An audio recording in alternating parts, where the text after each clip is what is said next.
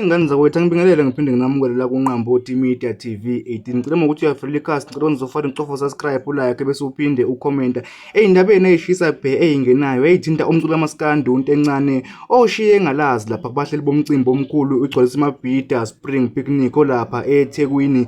Ngane zakwethu uNtencane ubhale kanje lapha ekhasini lakhe ngendaba akhala ngayo, ukhala ngokuthi ubhuliswe amazolo emcimbini omkhulu owaziwa ngokuthi kaKhuzani ongomunye wokucuba kamaskandi khona la endimeni. Umfokazondi ukhala ngokuthi ubhule amazolo lomcimbi omkhulukazi la khona adlale khona wadlalela izitulo.